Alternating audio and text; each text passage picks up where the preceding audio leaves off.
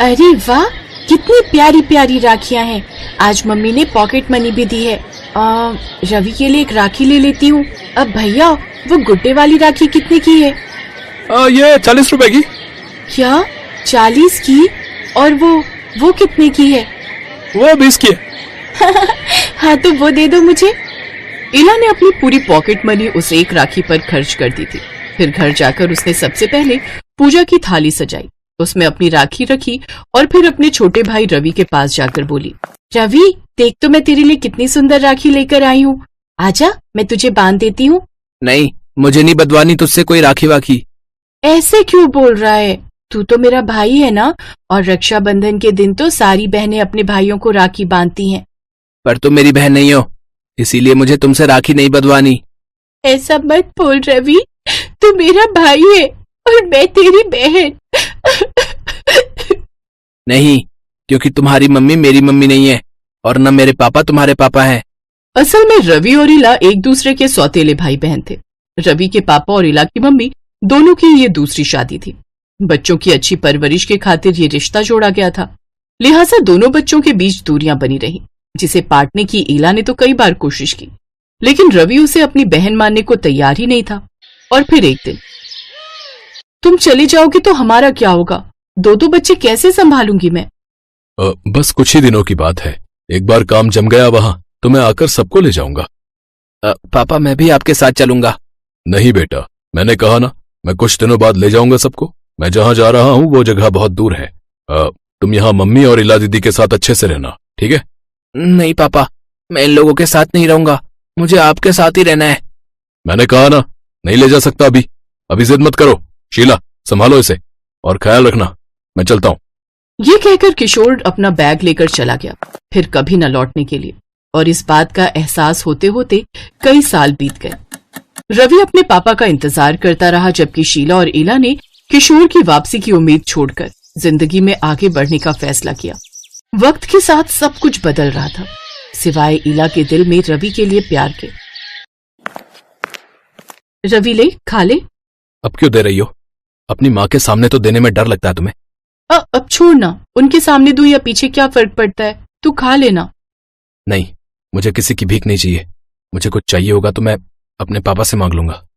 तू अब भी नहीं समझा क्या रवि? वो अब नहीं आएंगे, वो हमें छोड़कर जा चुके हैं। हमें नहीं, सिर्फ तुम्हें और तुम्हारी मम्मी को। मेरे पापा मुझे कभी नहीं भूल सकते, समझी तुम? ये कहते हुए रवि की आंखों में आंसू थे, जिनमें छिपा दर्द इला अच्छे से समझती थी। इसलिए इसके बाद उसने कभी रवि से बात करने की कोशिश नहीं की।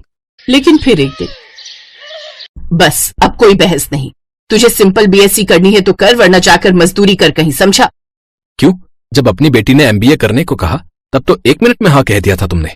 अब जब मैं कुछ अलग करना चाहता हूँ तो पैसों की कमी पड़ गई तुम्हारे पास। हाँ, सही कहा तूने। इला के लिए मेरे पास कभी कोई कमी न थी, न है और न कभी होगी, क्योंकि वो मेरी बेटी है।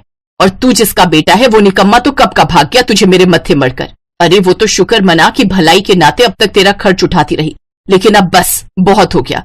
अब मैं और बर्दाश्त नहीं कर सकती तुझे। और मैं भी नहीं। तुम और तुम्हारी बेटी रहो इस घर में जो मेरे बाप का है, और मैं अब अपने पापा को साथ लेकर ही लौटूंगा। इसके बाद रवि भी घर छोड़कर चला गया।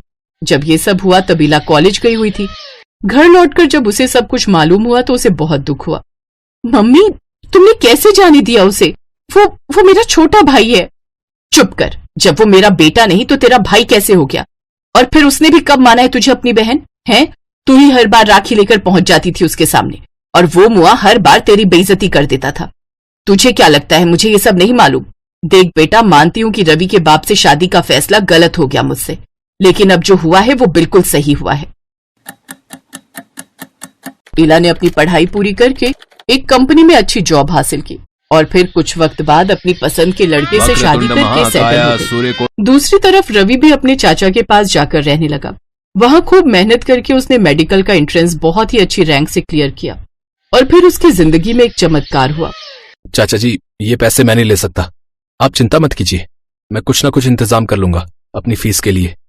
अरे तू इतना मत सोच बेटा, ये पैसे मेरे नहीं है बल्कि तेरे पापा ने तेरे लिए भेजे हैं। क्या? पापा ने? कहाँ है वो और कैसे वो मुझसे मिलने क्यों नहीं आए? अब शर्मिंदा है बेटा कि वापस लौटने का तुझसे किया वादा पूरा नहीं किया उन्होंने। लेकिन अब वो तेरी जिम्मेदारी उठाना चाहते हैं। उन्होंने कहा है कि वो हर महीने तेरे कॉलेज और हॉस्टल की फीस मेरे पास भेजते रहेंगे, और जिस दिन तू डॉक्टर बन जाएगा उस दिन वो आकर तुझसे मिलेंगे। ये क्या कह रहे हैं चाचा जी? पापा नहीं आ सकते? लेकिन ऐसा कैसे कर सकते हैं? वो अपना वादा फिर से कैसे तोड़ सकते हैं? नहीं, अब बस बहुत हो गया। आप मुझे पापा का एड्रेस दीजिए, मैं अभी के अभी जाकर उनसे मिलूंगा। लेकिन बेटा वो बहुत दूर। कोई भी दूरी इतनी लंबी नहीं हो सकती जिसे एक बेटा अपने बाप से मिलने के लिए तय न कर सके। आप मुझे एड्रेस दीजिए। रवि के जोर देने पर उसके चाचा को उसकी बात माननी पड़ी और फिर रवि सीधे उस एड्रेस पर पहुंचा जो उसके चाचा ने उसे दिया था। और फिर जी बताइए। जी मुझे किशोर जी से मिलना था। मैं उनका बेटा रवि हूं। रवि? तो तुम हो रवि? अंदर आ जाओ ना। रवि को हॉल में बिठाकर वो आदमी अंदर के कमरे में चला गया और रवि वहां बैठा बैठा घर को निहारने लगा। तभी उसकी नजर एक दीवार पर पड़ी जहां उसके पिता किशोर की फोटो लगी थी और उस पर फूलों का हार चढ़ाया हुआ था। ये देखकर रवि भड़कते हुए बोला, क्या बदतमीजी है ये? किसने किया ये नहीं हो सकता, ये झूठ है। रवि के सामने जो सच्चाई थी वो उस पर विश्वास नहीं करना चाहता था, इसीलिए वो फूट फूट कर रोने लगा। तुम? ओह, तो तुमने किया ये सब? मेरे पापा को तुमने और तुम्हारी माँ ने मिलकर मार दिया। मैं तुम्हें छोड़ूंगा नहीं। रुक जाओ रवि, सच क्या है पहले ये तो जान लो। तुम्हारे पिता का एक्सीडेंट हुआ था, और वो भी तब जब वो अपने परिवार को छोड़कर गए थे। झूठ बोल रहे तुम। पापा अगर जिंदा नहीं थे तो कौन इतने सालों से मेरे कॉलेज और हॉस्टल की फीस भर रहा था? बोलो, मेरे पास सबूत है कि मेरे पापा जिंदा थे। ये कहकर रवि ने अपनी जेब से एक चेक निकालकर सामने रख दिया जो उसके पापा की तरफ से उसी महीने उसके लिए भेजा गया था। और फिर अविनाश ने एक चेकबुक लाकर उसी चेक के बगल में रख दी, जिसे देखकर रवि के होश उड़ गए क्योंकि उसके पास मौजूद चेक असल में उसी चेकबुक से लिया गया था जो अविनाश लेकर आया था। तो इसका मतलब कि? हाँ, वो इलाही थी जो तुम्हारा सपना पूरा करने के लिए अपनी सगी माँ के खिलाफ चली गई। तुम्हारी खुददारी को ठेस न पहुंचे इसके लिए तुम्हारे मरे हुए पापा के नाम से तुम्हारे लिए पैसे भेजते रही, और तुम आज उसे ही मारने जा रहे थे। सच में रवि, बड़े बदकिस्मत हो तुम, जो खुशकिस्मती से मिली इतनी अच्छी बहन को हमेशा ठुकराते रहे। सच सामने था और रवि की आंखों से आंसू बहे जा रहे थे। दूसरी तरफ इला भी रोती हुई अपने कमरे में चली गई। अविनाश उसे संभालने के लिए उसके पीछे गया और फिर कुछ देर बाद, रवि? हाँ दीदी, जानता हूं बहुत देर कर दी मैंने, पर अब मैं आ गया हूं अपनी बहन से राखी बंधवाने। बोलो, अपने भाई को माफ करोगी ना? ये राखी बांधोगी ना मुझे? क्यों नहीं बांधूंगी पगले, बचपन से लेकर आज तक किसी दिन का तो इंतजार किया है मैंने। अब सब ठीक था। भले ही रवि और इला के बीच आज भी खून का रिश्ता नहीं था, लेकिन वो भाई बहन थे। इस सच को अब कोई नहीं बदल सकता था।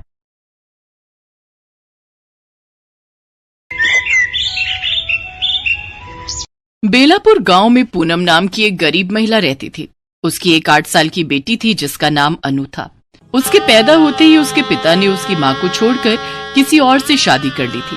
पूनम दूसरों के घर में कामकाज करके अपनी बेटी का पालन पोषण करती थी, लेकिन रक्षाबंधन से कुछ रोज पहले वो अक्सर राखी बेचने का काम भी करती थी। दिन भर लोगों के घरों में कामकाज करके थकी हारी पूनम शाम को सड़क किनारे अपनी बेटी के साथ राखी बेचने का काम करती। राखी ले लो, राखी। अरे मैडम सुनो ना, ये राखी ले लो। नहीं नहीं, नहीं चाहिए तुम्हारी राखी। वैसे भी हम सड़क किनारे से राखी नहीं लेते, ये सब तो घटिया राखी होती है।